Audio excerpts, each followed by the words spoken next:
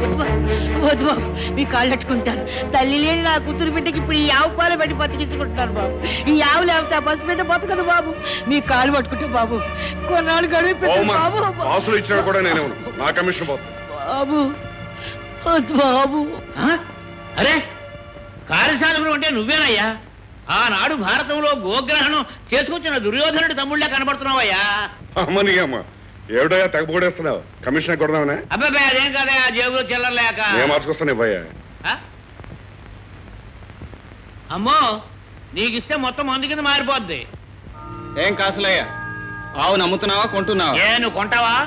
బేరం కుదిరితే కొంటాను. ఎంత? ఆయనకు 100 రూపాయలు గిట్టింది, ఇంకో 50 రూపాయలు ఎక్కువేసి ఇచ్చి తోలుకెళ్ళవయ్యా. నువ్వు నోరమివా, నీ కళ్ళు ఖరీదు తప్ప ఆవు ఖరీదు నీకేం తెలుసు?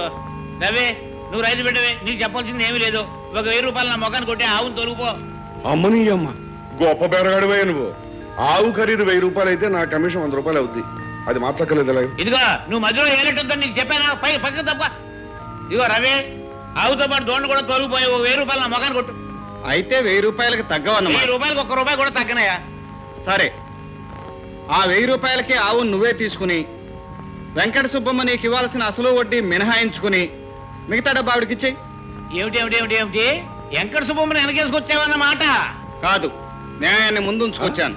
అమ్మని అమ్మ గొప్ప గొప్ప మాటలు చెప్తున్నావే. ఆయన చేసిన తప్పేమిటి? ఆయనకి భాగ్యం ఉందే, కట్టలేకపోతే ఆవును తోలు తెచ్చుకున్నాడు.